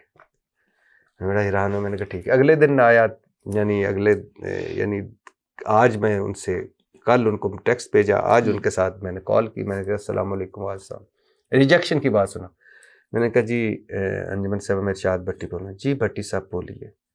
अब मेरे से आवाज़ और अंजुमन और मैं तो एक साथ, मैंने कहा कि मैं आपके साथ पॉडकास्ट करना चाहता हूँ। नहीं भट्टी साहब पॉडकास्ट तो नहीं, कोई टीवी इंटरव्यू हो तो मैं करूँगी। अच्छा, मैं रिजेक्शन पहला धचका। दूसरा मैंने कहा अच्छा मैं आपसे मिल सकता हूँ। उनका इस तरह तो कई फ़ैन हैं जो मुझसे मिलना चाहते, तो आप मेरे इंस्टाग्राम पे आप आएँ, देखें कितनी रिक्वेस्टें पड़ी हैं। मैंने कहा फिर मैं आपके इंस्टाग्राम पे एक रिक्वेस्ट डाल देता हूँ, तो जब कभी, हाँ कभी कभी। तो मैं भी रिजेक्शन के इस अमल से मैंने कहा कि खुद हैरानी है अंजुमन साहिबा। चलो तो सर, अच्छा ये मुझे बताएं कि क्या डॉक्टर यूनुस भट्ट ने अचीव किया यहाँ तक पहुँचते हुए? क्या लगा है आपने वो अचीव कर लिया है, या वो लिख लिया है जो आप लिखना चाहते हैं, या अभी सफ़र जारी है? नहीं, अभी मुझे लगता है कि मैंने जो करना था, मेरे एक आध ड्रीम था जिसमें मीर शकील साहब भी मेरे साथी थे, लेकिन फिर हालात ने कभी हमें वो कुछ करने नहीं दिया था। मैं पाकिस्तान में एक कॉमेडी चैनल लॉन्च करना चाहता था, मेरा वो एक ड्रीम था, और वो जियो कॉमेडी हम करना चाह रहे थे, लेकिन वो इनका होता था शुरू करने लगे तो मुशर्रफ से पंगा आ गया, वहाँ से फिर निकलते थे तो किसी और के साथ पंगा हो जाता था, तो वो चीज़ें जो है फिर उन्होंने दरमियान में कहा कि कम बजट पे कर लेते हैं, तो मैं क्या फिर वो तो नहीं बनता। सो बहुत सारी चीज़ें अभी जो है मैं करना चाहता हूँ। अभी वो लगता है कि अभी तो जो कुछ किया है वो वार्मिंग थी। अच्छा, हाँ, मतलब ये- काम तो कुछ नहीं किया ना अभी। अभी आपने कितनी 34 किताबें, हाँ 34-35 किताबें लिख ली हैं, आपने ड्रामे लिख लिए हैं, आपने कॉलम लिख लिए हैं, आपने सीरियल्स वो लिख लिए हैं आप, और एक उसके बाद अभी आपको लगता है कि ये वार्म अप है। वार्म अप है। समुंदर का पानी पियोगे तो प्यास तो नहीं बुझेगी ना, हम्म, तो प्यास तो है। तो असी इंदा मतलब असी तो सुत्ते ही पे हैं अजे। नहीं नहीं, नहीं जो हम है असल में है कि आप का कैथारसिस जो है वो हो रहा है ना, हाँ। आप टॉक करते हैं, हाँ आप अपना इजहार करते हैं। हाँ मेरा इजहार जो है वो कलम में है। हाँ। सो मुझे, आप डेली इजहार कर लेते हैं, हम्म, थोड़ी तशफ़ी हो जाती है। हम्म, मुझे डेली कंटेंट लिखना है, हम्म। लिखूंगा तो मेरी तशफ़ी होगी कॉलम ना। क्यों नहीं छोड़े? किसी ने कहा नहीं लिखने को, नहीं लिखा।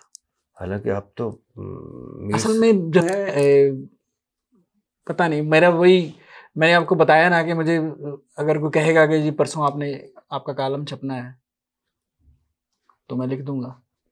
अगर मुझे कहेंगे, वो जो है मीर साहब ने और सोहेल बड़ाई साहब ने कहा कि जी आप शुरू कर लें, मैंने कहा कर लेते हैं बस। तो अभी यानी आप अभी आपका असल काम बाकी है? अभी असल काम बाकी है। और बच्चों में या कोई आया है इस तरफ, या किसी के फिक्रों में आपको लगा हो, या कोई? नहीं, मेरे जो है ना बच्चों को नहीं है, नहीं, उनमें नहीं है। और आपके बड़ों में भी था कोई, घर में भी था? नहीं, कोई नहीं था, किसी का नहीं था, आप ही आप हैं। मैं ही। चंद नाम आपके सामने रखता हूँ, नाम लूंगा, कोई फिक्रा अगर आपके जेहन में आता है, कोई तासर जेहन में आता है, वो आपने बताना। मायरा खान। चुप हो तो खूबसूरत, बोल पड़े तो और खूबसूरत। वाह। महविश हयात।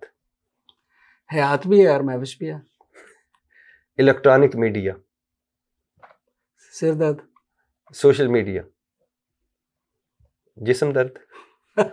कमर दर्द। कमर दर्द। अच्छा, सुल्तान राय साहब। एक्शन। वहीद मुराद साहब। रोमांस। मोहम्मद अली साहब। जज्बात। शाहिद साहब।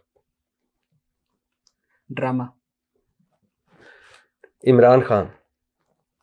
हीरो। नवाज शरीफ। खिलाड़ी। आसिफ जरदारी। महा खिलाड़ी। जरदारी। जरदारी। जरदारी। जरदारी। मौलाना साहब। क्या कहा? बिलावल भुट्टो। हंसी। मरियम नवाज। तस्वीर। यूनुस भट्ट। ख्याल। इरशाद भट्टी। मुस्कुराहट। सलीम साफ़ी।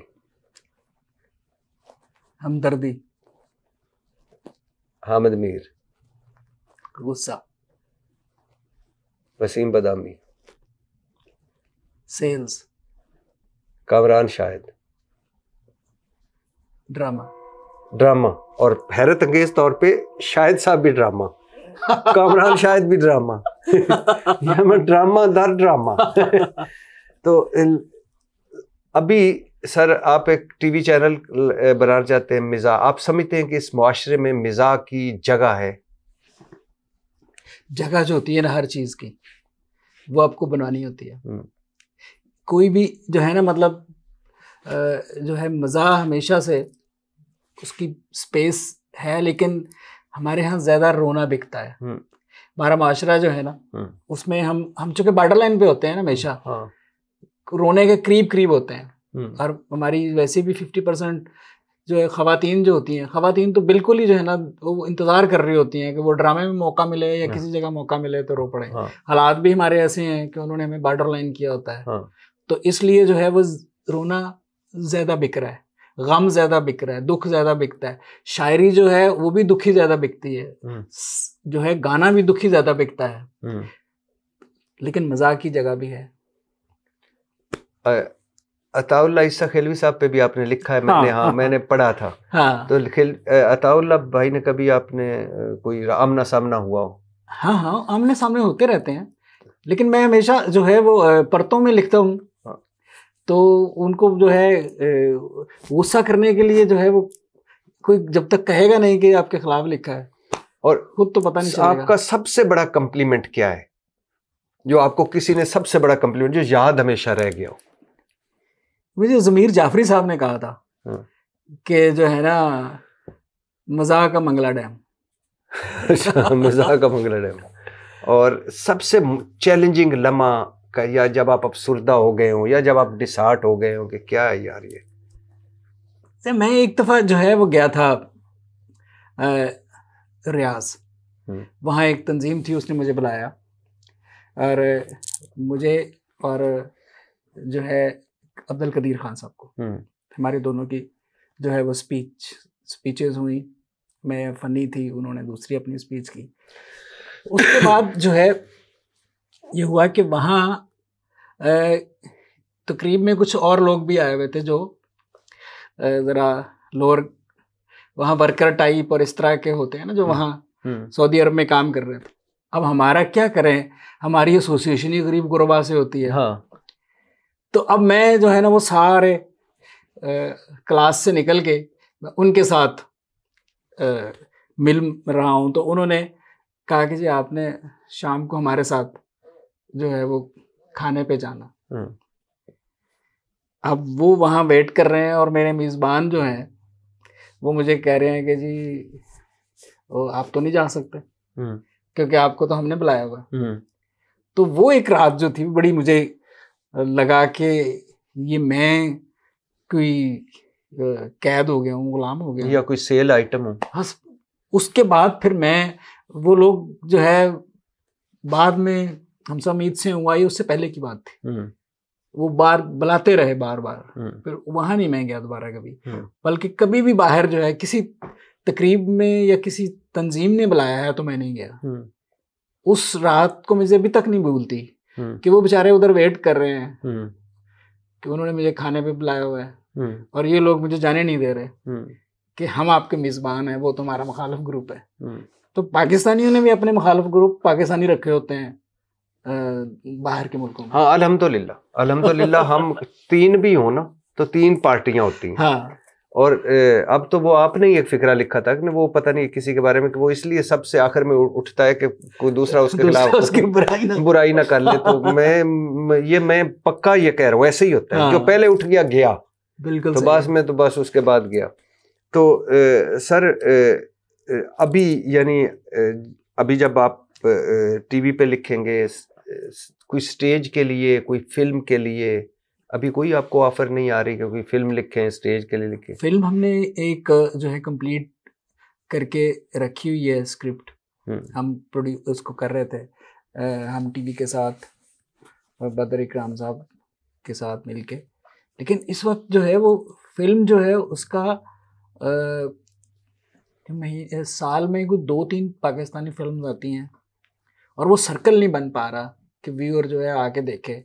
इस वक्त जो है बांग्लादेशी, इंडोनेशियन और ईरानी और जो है पंजाबी, इंडियन पंजाबी और हॉलीवुड की फिल्में लग रही हैं, लेकिन वो नहीं है, सिनेमा में कोई हाल नहीं है। हमारी 130 या 160 स्क्रीनें हैं टोटल।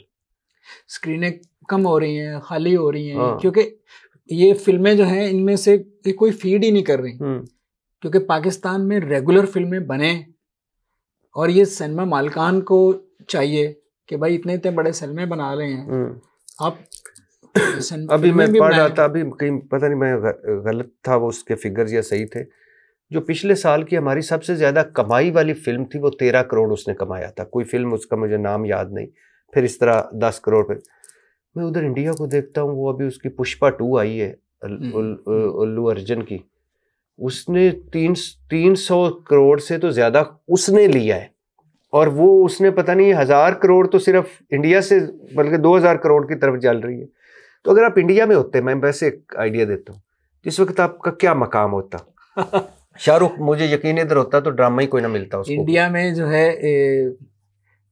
जब हम शुरू में इंडिया के साथ काफ़ी काम कर रहे थे, जियो के साथ मिलके, तो तब वहाँ चक्कर लगता था। तो वहाँ जो था वो उस वक्त मजाक का नया नया शुरू हो रहा था काम, और कपिल शर्मा शो भी उस वक्त नया शुरू हो रहा था। मेड इन इंडिया जो था वो स्टार प्लस पे चल रहा था। तो वो लोग जो है वो उनको बुलाते थे आगे, हमसे सुनते थे कि मजाक क्या होता है, ये होता था। लेकिन उनमें कमाल एक बात थी कि मैं जिस ड्रामे या सीरियल का जिक्र कर देता था ना गुफ्तगू में, अगले दिन जब वो आते थे ना तो उन्होंने देखी होती थी वो सीरीज। तो मैंने इनको, मेरे साथ बाबर जवेद और आसिफ रजा मीर थे, मैंने कहा कि अभी तो ये हमें मज़ाक में पूछ रहे हैं ना, उस्ताद कर रहे हैं, 5 साल बाद 10 साल बाद देखिएगा ये मज़ाक में भी हमसे आगे निकल जाएंगे, क्योंकि वो मेहनती बहुत थे। तब आप एक रेफरेंस की बात करेंगे तो उनमें से जो बंदा अगले दिन आता था उसने वो देखी होती थी सीरीज। आपने कपिल देखा ना, कपिल शर्मा, क्या कमाल, उसने एक पूरा ही चेंज कर दी। कपिल शर्मा जो है इसमें भी मेनली तो हमारे उसने नसीम विक्की, पंजाबी थिएटर जो था वहां से, और नसीम विक्की, और वो मानता भी है। हाँ, नहीं कपिल मेरे साथ भी कर रहा था नेटफ्लिक्स के लिए एक सिटकॉम, अभी उसकी चल रही है बातचीत। वो इंडिया और पाकिस्तान के जो एक्टर्स को हम मिलके ना, वो कॉन्सेप्ट है एक ढाबे का, आमने सामने ढाबा, एक पाकिस्तानी ढाबा और इंडियन ढाबा, तो उनकी कॉमेडी थी उस पे वो करना चाह रहा था, तो वो बातचीत उससे चल रही थी।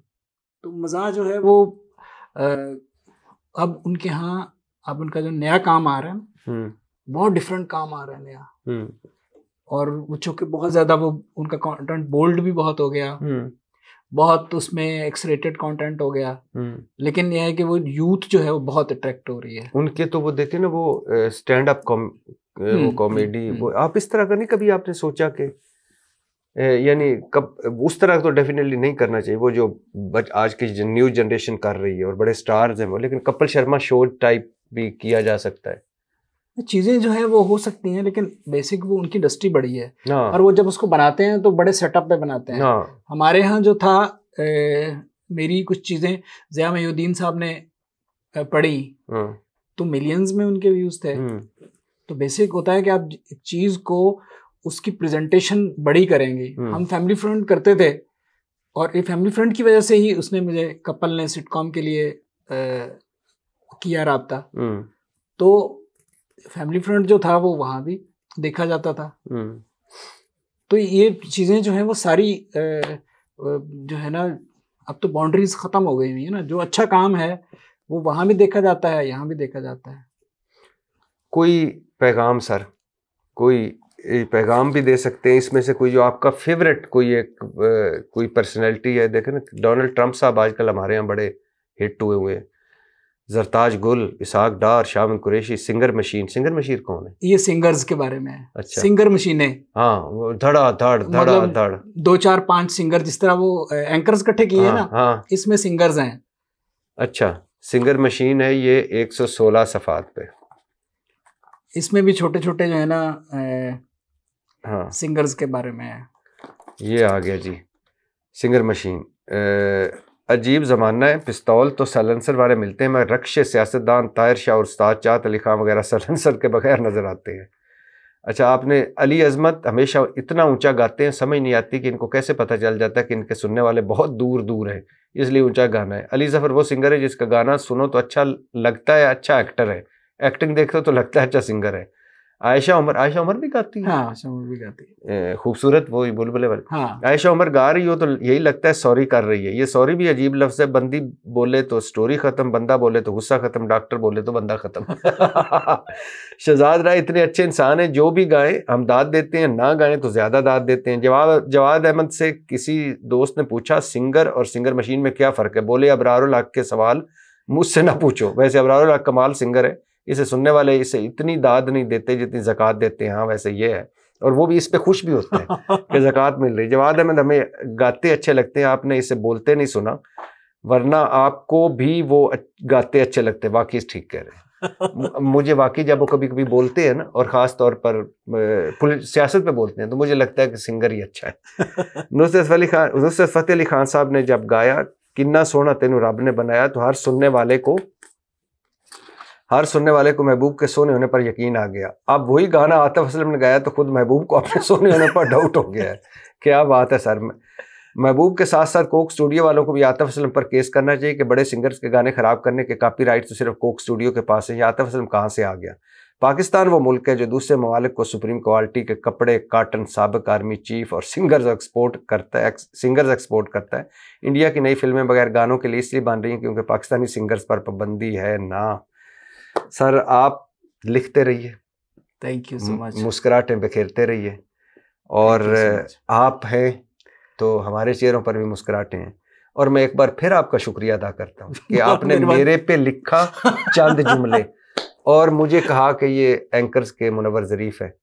मुनव्वर ज़रीफ़ के मेरी ज़िंदगी की ख्वाहिश है कभी मैं एक मरतबा उनको जफ्फी डाल लेता। इसी तरह दिलदार परवेज़ भट्टी साहब, उनसे भी नहीं मिल पाया, तो आप तो उनसे बहुत मिले हैं। मेरा तो बहुत मोहब्बत। कैसे आदमी थे, कोई एक दो जाते जाते ऐसा आदमी था कि वो शख्स जो है वो आपको, आपसे ज्यादा आपकी फिक्र उसको होती थी।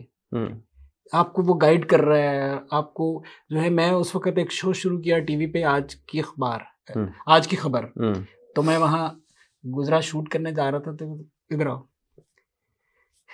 कैजुअल होके शो नहीं करना, फॉर्मल होके जाओ।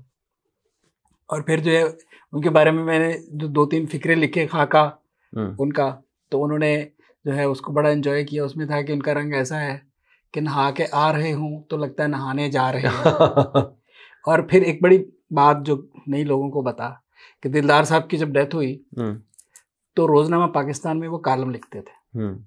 उसके बाद मैंने दिलदारियां के नाम से और दिलदार के नाम से कई साल वो कॉलम लिखा रोजनामा पाकिस्तान में। तो उस पे जो है ज़फ़र इकबाल साहब वो भी कॉलम लिखा करते थे। आफ्ताब इकबाल के वालिद थे। तो उन्होंने वालिद है, उनके वालिद हैं। तो वो इनकी जो आफ्ताब साहब जो है उनकी मिसेज ने पूछा कि यूनुस इस तरह क्यों कर रहा है, बगैर नाम के क्यों लिख रहा है। तो ज़फ़र इकबाल साहब ने कहा कि यूनुस का हर फिक्रा तो उसका नाम बता रहा होता है, उसको अपना नाम लिखने की क्या जरूरत है। क्या जरूरत है। और ये बताएं कि आप पे भी कभी किसी ने कोई आपका भी खाका बनाया? आपने अपना बनाया है मुझे पता है, हाँ मैंने पढ़ा है, लेकिन आप पे किसी ने कोई? मेरे पे जो है वो मेरी किताब की तकरीब हुई थी तो जिसमें उस जमाने में सारे बड़े लोगों को बुलाया था। मतलब उसमें ज़मीर जाफरी साहब भी आए थे, मुश्ताक यूसुफ़ी साहब भी आए थे, जो अताउल्लाह कासमी साहब भी आए थे। जितने बड़े मज़ाह निगार थे ना, सब लोग, उन्होंने मैं खूब मेरे जो है वो खाका उड़ाया था। उनका एक बड़ा मशहूर फिक्रा है ज़मीर जाफरी साहब का। उस वक़्त मेरी शादी नहीं हुई थी, तो कह रहे थे कि यूनुस है तो कमारा, फिक्रा बड़ा हामला लिखता है। वाह, बहुत मज़ा। डॉक्टर यूनुस भट्ट साहब के साथ अगर ऑन द कैमरा बैठें तो बड़ा मज़ा आता है, और अगर बहुत ऑफ द कैमरा बैठें तो बहुत ही ज़्यादा मज़ा आता है। और उसमें ये वो किस्से सुनाते हैं, वीना मलिक, सबा कमर, बिल्कुल नहीं, इनके नहीं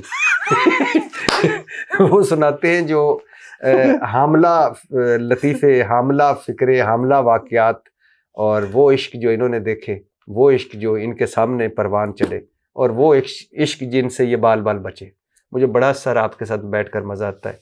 अल्लाह आपको हमेशा। ये जो आखिरी बातें इन्होंने की हैं ये इन्होंने मज़ाक में की हैं। हाँ, और इनका संजीदगी से कोई ताल्लुक नहीं। और याद रखें, और मज़ाक में ही असल बात की जा सकती है। इनका संजीदगी और सलीम साफ़ी से कोई ताल्लुक नहीं है।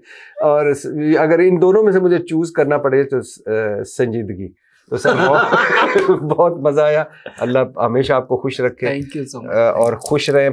पाकिस्तान में ऐसे ही मुस्कुराहटें बिखेरते रहें। पाकिस्तान जिंदाबाद।